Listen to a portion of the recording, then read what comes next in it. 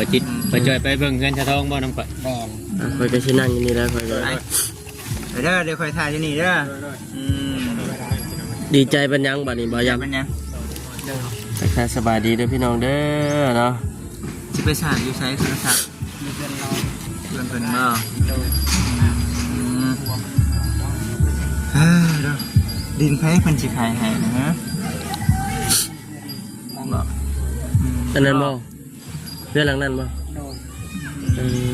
รอ2 ล้าน โดย 2 ล้านกีบ โดย บ่มีปลายแล้วบ่ บ่ แต่ว่าเรื่องมีโอ้ยมันก็ต้องกลัวหั่นแหละเนาะ เผื่อเด้เนาะ เพื่อต้องเผื่อไว้เพื่อไล่ซุงไล่เส้นเพื่อ เดี๋ยว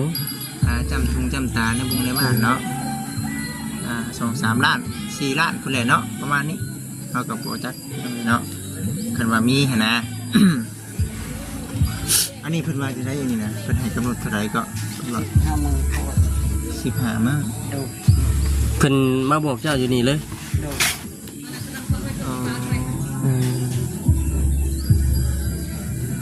15 มื้อเม่นให้ออกจากเพื่อนหลังนี้เนาะเจ้าสิมากได้บ่นี่คำว่าเพิ่นให้ออก มางแล้ว นี่เนาะก็บ่มีบนผักบนเช้าแล้วพี่น้องเอ้ยเนาะเอาเห็นแต่ได้ปูแต่พยุงพยางไปชื่อเด้อเนาะ โดย นอนพื้นนั่นแหละพี่น้องเอ้ย นี่แหละนี่เตียงนี่เด้ เตียงนี่เนาะ จากของเจ้าแล้วบัดนี้ โดย เตียงนี่บ่เนาะก็มาได้ง่ายกันเลย เห็นว่าได้ย่างก็เห็นแต่อาศัยแต่เตียงนี่เฮ็ดรัดสี่ข้างนี่ก็เป็นพยางมุ้งเลยบัดนี้ ได้แต่นอนเนาะ ได้แต่นอนอยู่นี่นะ กลางเว้นอยู่บ่ได้ครับ เจอเสานี่จะซื้อมาเลยเนาะ โดย ซื้อมาคุบคืดนี่ว่าสิเฮ็ดอยู่ไสนี่ ว่าจะเห็นที่นี่เลย เอ้าว่าเพิ่นสิไล่ออก15มื้อว่าสิเฮ็ด ไปเห็นเช้านี้แล้วเป็นยังไงออกนะ บ่ แหม เพิ่นเฮ็ดเสานี่แหละเพิ่นสิไล่ออกบัดนี้ โดย เอาไปปลูกเรือนเด้พุ่นเนาะ ฉันบ่ฉันเนาะ เอ้ามันสิปลูกอีดีโดบ่นี่ว่าซั่นน่ะนะพี่น้องเอ้ยเนาะ คุกเสดินคอยดีตินี่ติ เพิ่นย่านว่ามันหกดินเพิ่นก็ได้ครับให้ออกไปเนาะออกไป เดี๋ยวนั้นบ่ คือว่าคือเราเนาะอันนี้ก็ทางน้องเพิ่นก็อยู่คนเดียวเด้อพี่น้องเด้อเนาะอยู่คนเดียวมาเมื่อนี้นะผู้รักผู้ใหญ่เพิ่นเข้าเนี่ยเป็นจังไดเข้าน่ะยังมีอยู่บ่ ยังน้อยเดียว ยังน้อยเดียวเรื่องเข้าพี่น้องเอ้ยครับผู้รักผู้ใหญ่เพิ่นก็เคยช่วยอยู่แม่นบ่ โดย เรื่องเข้าแน่เรื่องเครื่องใช้เครื่องซอยมีทางทีมงานเนาะแล้วก็ผู้รักผู้ใหญ่เป็นยังมือเข้ามาช่วยหลายอย่างอยู่ในส่วนนี้เนาะพี่น้องเลยจะเป็นทางปานีเนาะมอบหมายงานให้บริษัทเองเป็นสะพานบุญไทยคือว่าหลายอย่างอยู่มีแต่บอกน้องเพิ่มเติมมาแล้วเนาะไปขุดมิจิโลก็คือไปน้ำเนาะ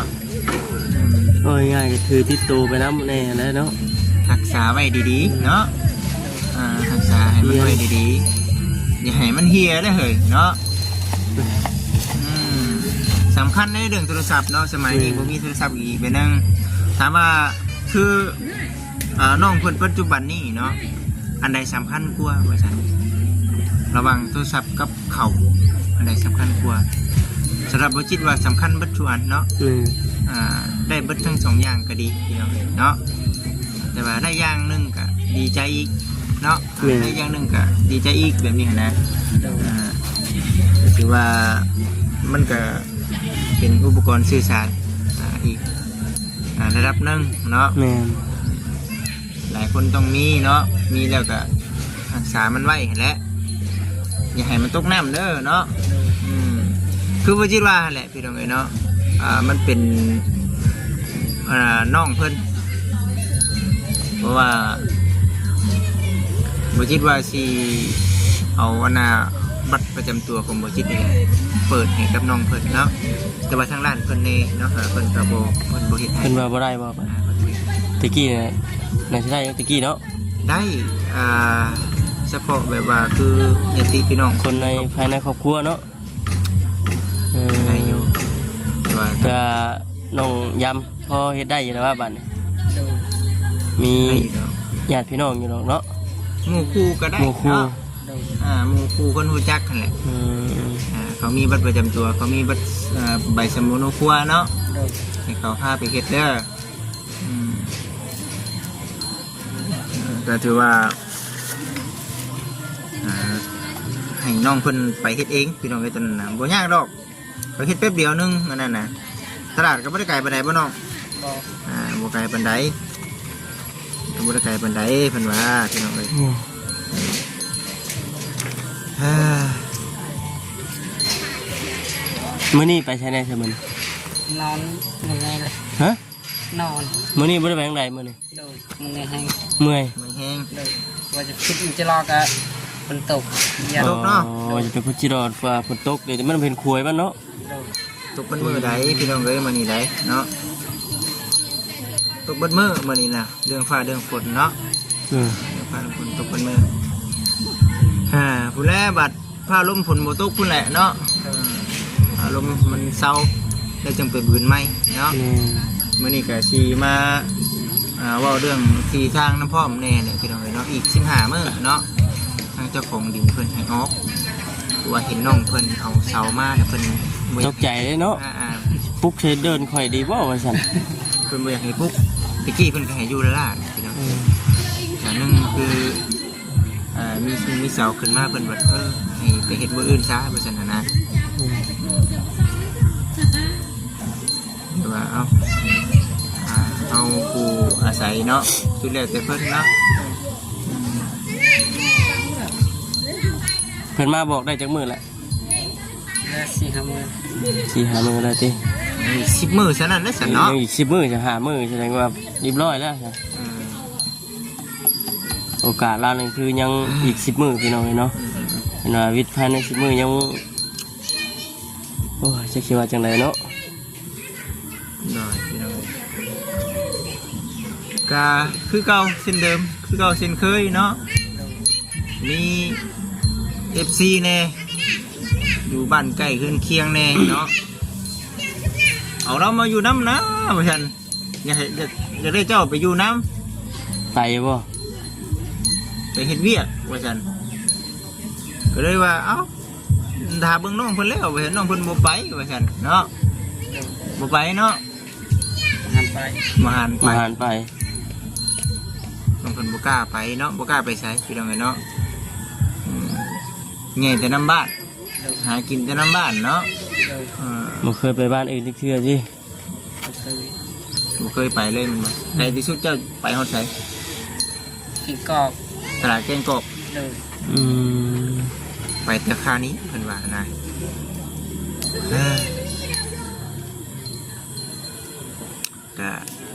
ก็ดีคือกันเนาะเฮ็ดได้ซะมันจังบ่เสียเงินหลายเที่ยวเด้ บัดนี้บัดหาเงินใช้ลำบากนี่เนาะสั่งเนื้อสั่งตัวบัดนี้เวลาถึงเวลาเขาบอกว่าสั่งได้เนาะมีเมียมาอยากสั่งครอบสั่งครัวมาหาเงินใช้บัดนี้เนาะแต่งเพิ่นนี่คือบอกตัวนี้เนาะ ตอนนี้เรายังย่านผู้หญิงอยู่ตอนนี้ เนี่ยเพิ่น คุกจิดอเห็นกับเจ้าอยู่น้ำโคกยังแลนปุ๊บ แม่นใช่ป่ะ โดย โอ้ยเป็นผู้สาวกระยะ เป็น เนาะ ผู้สาวแลนต่ำโตทุกตะพื้อใช่ย่านนะ ยันผู้สาว ย่าน เนาะ ย่านผู้สาว บ่จิกกระยานคือกันพี่น้องเอ้ยเนาะ เออ บ่จิกกระยานคือกันเนาะเป็นอันเดียวกันสาวเฮาเนาะ ก็มีผมเข้าใช้ มีบ่สาวผมพอได้ใช้อยู่บ่ โดย แต่ปัญหากระซื้อได้เมื่อก่อน เป็นว่ามี ตาไปหันแล้ว เนาะ บูชาไปก่อนเก็บไว้ก่อน เก็บไว้ก่อน ได้แล้ว มีหลายใช่หลายบริเวณนั่นดิ หลายบ่ได้เนาะเอาคันว่าเฮาหาเงินนำบ่ทวงบ่ทันได้ซั่นเฮาสิไปอยู่นำมันก่อนได้บ่หรือว่าจังได๋ ไปอยู่ก่อนได้บ่เจ้าลองถามบางคนอยู่บ่ โดยนั่นบางคำบท ลองถามบางเพิ่นนึงเถื่อไปอยู่ก่อนนึงเถื่อเพื่อผู้ใหญ่เพิ่นพิจารณาเนาะเพิ่นซื้อให้ก็มีที่เดินทางเนาะ แม่นมันบ่แม่นของง่ายเลย โอ้ย เป็นคำว่าโฮมกันแบบจุดประสงค์ของคนของเพิ่นที่เพิ่นให้เนี่ยมันก็จุบแล้ว ถ้ามีกาซอเพิ่นอยู่พี่น้องเอ้ยเนาะ การนี่ ถ้าจำเพิ่นหันจำนี่เนาะ ชื่อดีเนี่ยมันโมเมนต์เท่าทั้งบ่ย้ำว่าเอาทรงล้านไปให้เพิ่นเนี่ยบางเทื่อบางทีเฮาท่านได้คุยกับเจ้าของเพิ่นคักแน่ได้มีแต่เจ้าคุยประเทืองเทื่อทุกไอ้มาคุยแล้วว่าไปแบบใหม่ก็มีว่ามันเคยเห็นอยู่หลายบ้านเนาะบ่ดิ หนึ่งด้วยค่ะเขามาไว้เลยบ่ โดย ไม่ได้กินข้าวกับยังฉันยังบ่จักเนาะ บ่ได้คุดเลยบ่จิโร่มื้อนี้ บ่ บ่ได้คุดเลย บ่ได้พูดเลย ฝนตก อ๋อฝนตกมันบ่มีควย มันเห็นกล้วยนั่นนะว่าไงกัน ไปก้านกบต้นคืนน่ะบัดนี้ก้านปลาคือเก่านะก้านกบก้านปลา ดูมันได้เหยเด้อดูมันกูเก่าเด้อบ่ ไล่ เนาะ มาก็บ่มีฮอนแนวสิทังนะใครอยู่มีแต่ครูสองหน่วย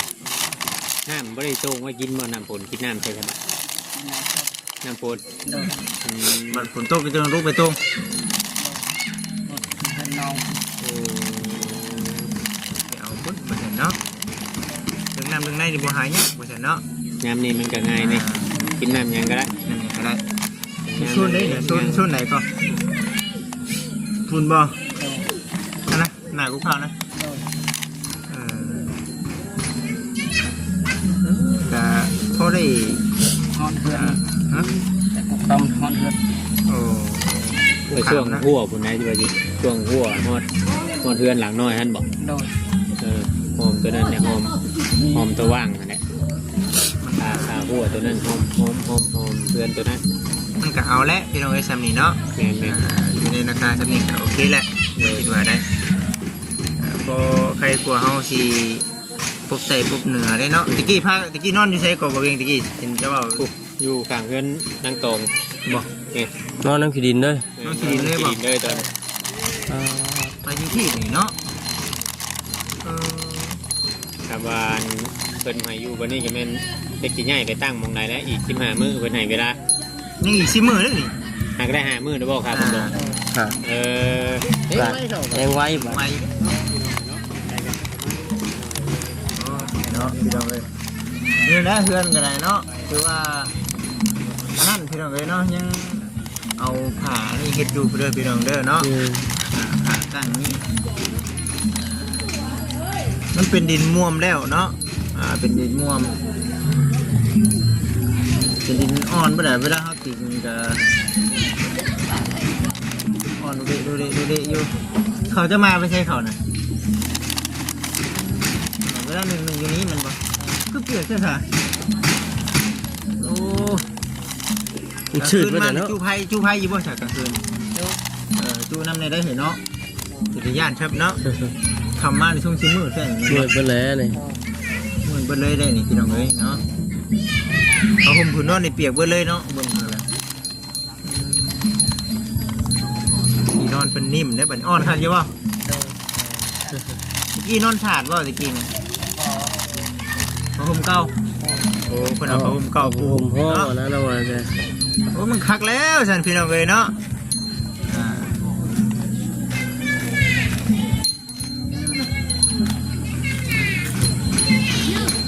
โอเคอยู่บุจิตบ้านเนาะ เฮ็ดยังกินเฮ็ดบ่แรงนั่น มันเห็ดแล้ว สิ กิ กิ น นสิกินยังเช่น ยังมาจากบอกจะบอกได้วันดีเนาะที่เขาที่ดอกเนาะ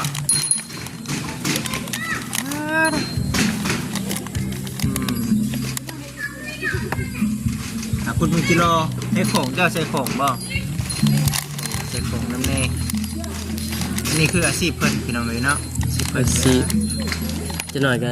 เกี่ยวข้าวรับจ้างแถวนี้แหละเนาะ เวียกน้ำบ้านนี่เฮ็ดอยู่เนาะ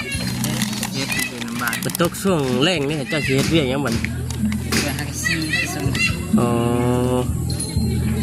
ช่วงแรงนี่มันหาขี้ซี่ขาย เบ้าหลังๆเด้อเพิ่นได้ยินเด้อ FC เด้อเพิ่นบ่ได้ยินเด้จะบอกปล่อยเพิ่นโทรศัพท์เพิ่นบ่มีไมค์เพิ่นตั้งไว้ไกล แม่น บริดีไหมนะเนาะ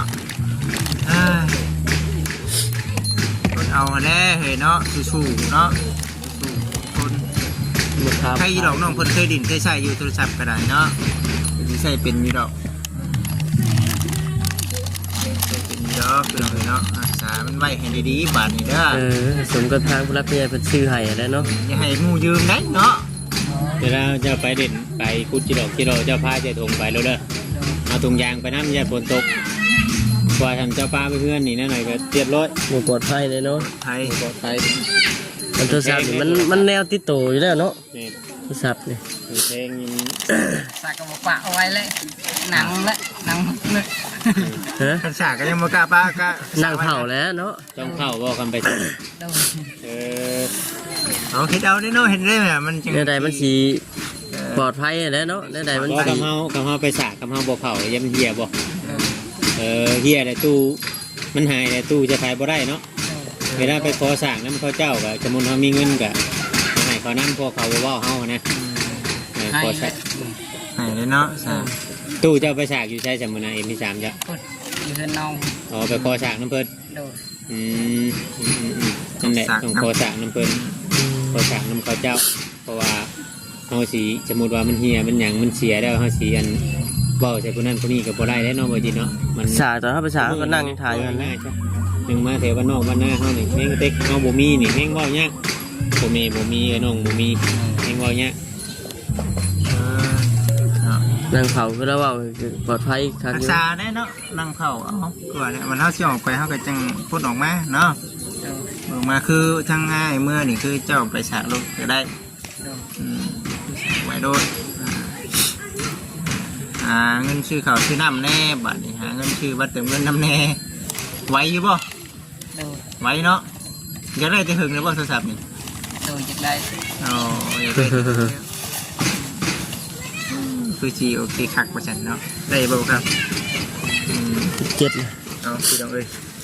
คือจีนั่นนี่แหละก็ถือว่าในเรื่องเครื่องโครงเนาะ ป้าบัดนี้กิโลมึงเฮ็ดซะแล้วก็ เอาขึ้นไปไว้ถึงเนาะ นอนมื้อนี้ซ้ำสิตื่นสายป่ะนี่หมอยำ เออได้เนาะมือนี่เนาะ เห็นว่าจะได้ที่นอนใหม่โอ้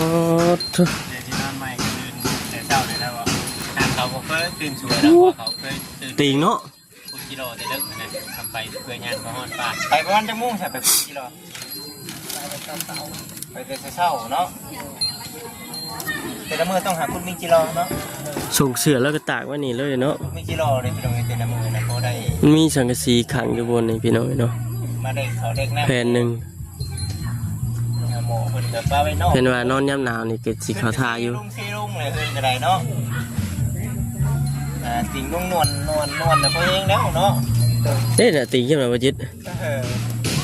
มันนักที่นอนชื่อแค่ว่าเขามีเขา50โลตั้งอยู่ที่ว่าเซฟเรียบร้อยจ้ะ ต้องซีซีเนาะ ไม่ใช่จะบอกยังเมื่อนั้นเพียนเข่าอยู่ นั่นเลยเอาไว้ มันอยู่ทางในบ่ โดน บอลอันน่ะเสือปุ๊กไว้เนาะที่นอนปุ๊กไว้ โดน ตัว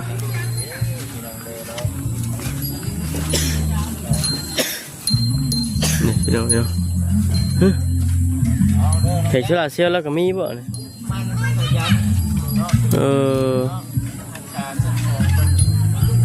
เนาะบ่จอยเห็นชุลาเซียวเก่าแล้วบ่อันนี้ ตัวซื้อของเก่าเขา จึงใช้ได้อยู่บ่ ใช้ได้เยอะ อันนี้ได้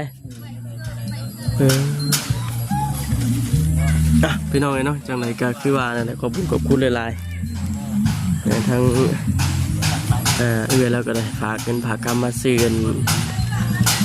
โทรศัพท์ให้กับน้องย้ำแล้วก็เครื่องของหลายอย่างแล้วก็พร้อมกับเงินให้กับบ่าวเวียงในบ่าวจิตในบ่าวคำพร้อมเนาะขออยู่ดีไม่แห้งเด้อไปแซงเลยมาจังไรขอตลอดปลอดภัยคุณพระคุณเจ้าคุณครองว่าซั่นเหตุเวียกเหตุการณ์ที่งานอย่างกะขอให้เจริญรุ่งเรืองก้าวหน้าต่อไปเด้ออย่าเจ็บอย่าจนเนาะให้มีแต่สุขภาพแข็งแรงร่ำรวยขึ้นไปภายในเมื่อหน้าปะอะไรก็อยู่ดีไม่แห้งพี่น้องเลยสบายดีเด้อ